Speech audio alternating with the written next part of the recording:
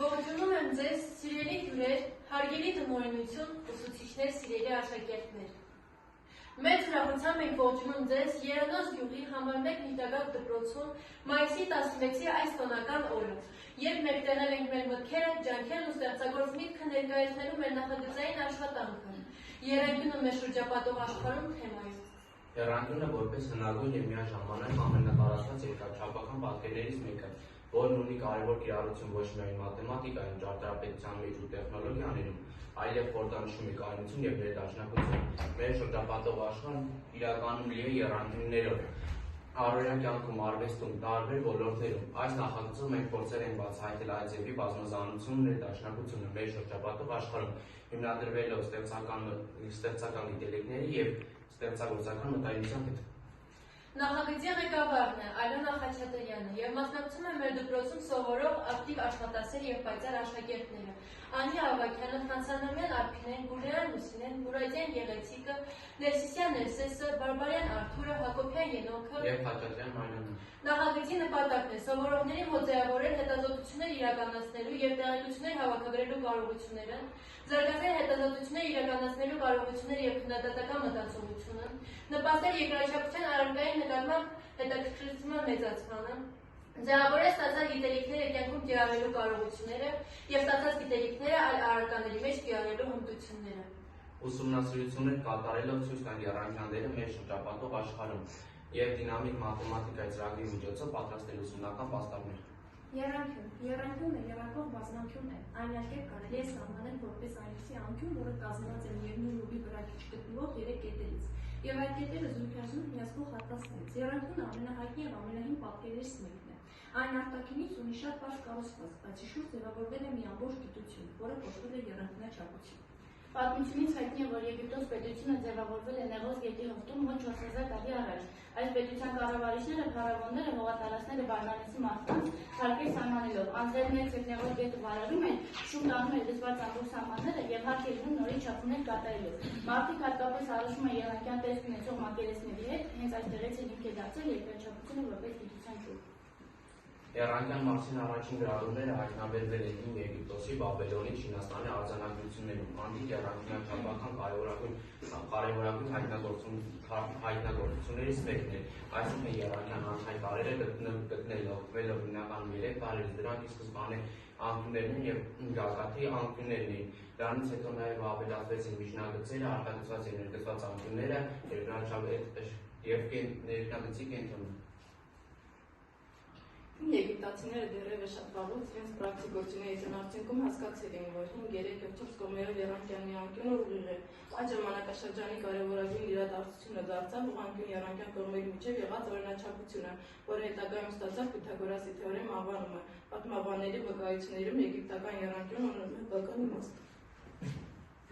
Եգիպտացիները համեմատում են ընտանիքը եռանկյան հետ, ուղղահայաց էջամուսինը, հիմքը կինը, ներթացիքը, զավակները։ Այսպիսով մարդիկ լայնորեն գործածում էին ուղղանկյուն եռանկյունը զանազան շինարարական աշխատանքներ կատարելիս։ Դրանք ուղղանկյուն եռանկյունը կոչվում էին կատարյալ, Սուրբ Եգիպտական, Պյութագորասի եռանկյուն։ Եգիպտական քրմերը ուղղանկյուն եռանկյունը հավաքածրել են բուրգերի կառուցման մեջ։ Եռանկյան հիմնական փաստերն ուսումնասիրվել են հույն մաթեմատիկոս Էվկլիդեսի կողմից մոտ մեր թվարկությունից առաջ 4-րդ դարում։ Էվկլիդեսյան երկրաչափությունում ասում է, որ եռանկյան մեծ անկյան դիմաց ընկած է մեծ կողմ եւ հակառակը։ Մեծ կողմի դիմաց ընկած է մեծ անկյուն։ Ասվել է նաեւ, որ եռանկյան անկյունների գումարը հավասար է 180 աստիճանի։ Բացահայտվել է նաեւ եռանկյունաչափության փաստը, որ եռանկյան երկու երկարությունների գումարը մեծ է 3-րդ երկարությունից։ Եռանկյան մասին բաղամի տեղեկություններ են հասել մեզ Արստախոս Սամուղացու Լուսնի եւ Արեգակի միջև եղած հեռավորություն աշխատությունից։ Սամուղացին դիտարկել է, որ Լուսնի եւ Արեգակի եւ երկրի դասավորությունը որպես ուղղանկյուն եռանկյուն է, եւ նա դիմաստնթիր է դրել, որ փորձի ուսումնասիրել տարբեր երկնային մարմինների միջև եղած հեռավորությունը։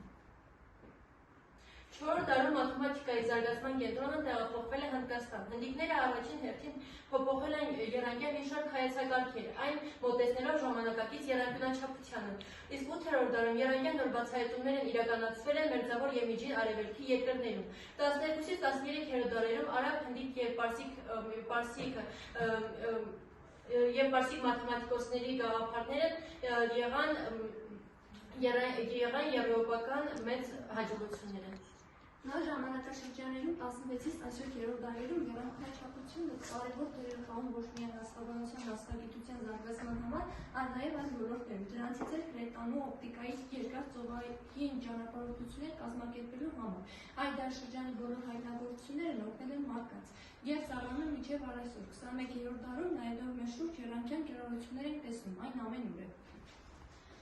Նայելով մեր շուրջը ամբողջ կարելի է հանդիպել եռանկյունների բնության մեջ, ֆիզիկայում, արվեստում, շինարարության մեջ ամբողջ կարելի է հանդիպել եռանկյուն կիրառությունների։ Եռանկյունը բնության մեջ կենդանիների, ձկների ու թռչունների կտուցի ձևը, թևերի բացվածքը և ակաշների ձևը մեզ ժամանակ հիշեցնում են եռանկյուն։ Եռանկյունը նաև լույսերի կառուցվածքում է առկա։ Եռանկյունաձև է նաև լեռների վերբացող գագաթները, տարբեր աշխարհագրական օբյեկտներ։ Անհնարի պատկերը, որը օպտիկական բարձրակների տեսակներից է, առաջինը այսպես թվում է եռաչափ մարմնի պրոյեկցիա, բայց առավել շատ զննելուց հետո պարզ է դառնում նրա էլեմենտների հակասական միացումները։ Անհնարի պատկերները հազվադեպ հանդիպում են անցյալի ստեղծագործողների կտավներում։ Մենոզի անիրական եռանկյունը բացահայտվել է 1935 թվականի շվեդ նկարիչ Օսկար Էդվարդի կողմից, որը պատկերել է խորանարդների հավաքածուի տեսքով։ 1940 թվականին անհնարին եռանկյան այդ տարբերանշանը տպագրվեց նաև շվեդական նամականիշների, ավստրիական նամականիշների վրա, դրանից հետո արդեն 1999 թվականին Ավստրալիայի Պերթ քաղաքում հիմնադրվեց անհնարին եռանկյան այգիների 13 մետրանոց քանդակը։ Այս պատկերը լայն տարածում ստացավ 1958 թվականին բրազիլացի մաթեմատիկոս Ռոջեր Պենրոզը բրիտանական հոգեբանական ամսագրում հոդված հրատարակեց անհնար պատկերի մասին։ Այդ հոդվածից ոգեշնչված հոլանդացի նկարիչ Մարուից Էշերը ստեղծեց իր հայտնի ստեղծագործություններից մեկը՝ ջրվեժը։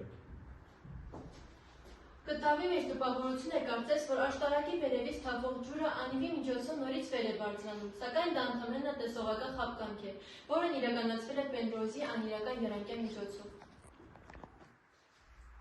Ոսկե եռանկյուն։ Ոսկե եռանկյունը հավասարացնում է եռանկյունի, որի մեջ երկու կողմային կողմերը հիմքերի հետ գտնվում են ոսկե համասունության մեջ։ Ոսկե հատման երկրաչափական կառուցումը իրականացնում է 1/2 ջրը ուղղանկյան եռանկյան միջոցով։ Ոսկե եռանկյունների հաջորդականությունը կարելի է պարունել լոգարիթմական պարույրով։ Հիմքից անկյունը տրոհելով երկու հավասար մասերից ստանում ենք հաջորդ կետը, որով կազմի պարույրը։ Տրոհման այս գործընթացը կարող է շարունակվել անվերջ, ստեղծելով անվերջ թվով ոսկե եռանկյուններ։ Ոսկե հատման սկզբունքները հիմք են ծառայել համաշխարհային արվեստի, գլխավորապես անտիկ և վերածննդի ճարտարապետություններում, բազմաթիվ ստեղծագործողների կոմպոզիցիոն կառուցման համար։ Ոսկե համամասնության պարված պատկերները հաճելի են մարդու աչքին։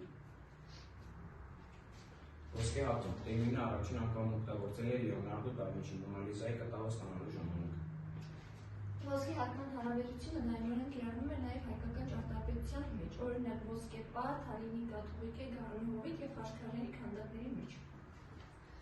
Եռանկյունի հարվածային երաժշտական գործի գագաթներից մեկը չափուչված եռանկյունու տեսքով պողպատե ձող, հնչեցներից կախում են լարից կամ կաշեփոկից, հարվածում են մետաղե ձողիկով։ Ձայնը բարձր է և զրունգուն, օգտագործվում է նվագախմբերում տարբեր ոճերի և ժանրերի երաժշտության մեջ։ Այդ երաժշտական գործիքը նվագախմբային հնչեղությունը վերակենդանացնելու, նրան փայլուն հսեմ տեսք հաղորդելու ունակություն ունի։ Ֆիզիկայի մեջ եռանկյունը կիրառվում է հեռավորություններ որոշելու, անկյուններ չափելու, ոսպնյակներում լույսի անդրադարձման խնդիրները լուծելու համար։ Հետաքրքրական է երրորդ սոսանքի գեներատորների միացման եղանակները՝ աստղաձև և եռանկյունաձև։ Աստղաձև միացման ժամանակ, երբ գեներատորի երկու ջերմությունները խափանված են, ապա երրորդն չի աշխատում։ Իսկ եթե այդ գեներատորի ջերմությունները միացված են եռանկյունաձև, ապա գեներատորի երկու ջերմությունների խափանման ընթացքում երրորդը շարունակում է աշխատել։ Մեզ հայտնի երկրաչափական մարմիններից ամենադիմացկուն արտաքին դեֆորմացիաների նկատմամբ դա եռանկյունն է։ Հենց այս հատկության շնորհիվ, որ եռանկյունը լայնորեն կիրառվում է շինարարության մեջ ամրություն ապահովելու նպատակով։ Եռանկյունը նաև այն մի երկրաչափական մարմին է, որը օգտագործվում է շենքերի, կամուրջների, աշտարակային կռունկների, էլեկտրահաղորդման գծերի և այլ կառույցների մեջ։ Եռանկյունը պարզ կառուցվածք ունենալով հանդերձ օժտված է մի շատ կարևոր հատկության, դա նրա կոշտությունն է։ Իսկ ինչ է թաքնված կոշտության տերմինի հետևում, դա նրա կարողությունն է արտաքին ազդեցության տակ դիմադրելու դեֆորմացիային։ Հասկանալու համար կատարենք հետևյալ փորձը։ Եթե վերցնենք 3 մետաղական կամ փայտե ձողեր, նրանց ծայրերն ամրացնենք մեխերով, որպեսզի ստացվի եռանկյուն, կտեսնենք, որ ստացված եռանկյունու տեսքը չեն կարողանալ փոխել, քանի որ եռանկյունը եզակիորեն որոշում է նրա անկյունները։ Քառանկյան տեսքով հավաքված տախտակները կարող են փոխվել ուշ կիրառելուց հետո, նրա ներքին անկյունները ևս շարժվում են։ Այսպիսով քառանկյունը կոշտ մարմին չէ, այսինքն ենթակա է դեֆորմացիան։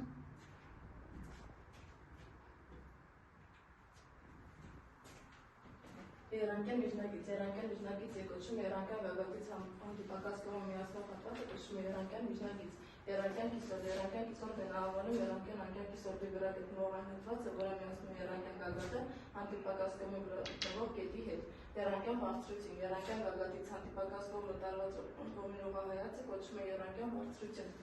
Ըստ տեսակների երանկյուն ըստ տեսակների լինում են 3. Տարակողմ, հավասարակողմ և հավասարասրուն։ Տարակողմն կոչվում են եռանկյունները, որի կողմերը իրար հավասար չեն։ Հավասարասրունն կոչվում են եռանկյունները, որի երկու կողմերը իրար հավասար են, իսկ հավասարակողմն կոչվում են եռանկյունները, որի բոլոր կողմերը իրար հավասար են։ Ըստ անկյունների երանկյուն ըստ անկյունների լինում են 3. Սուրանկյուն, ուրանկյուն և ութանկյուն։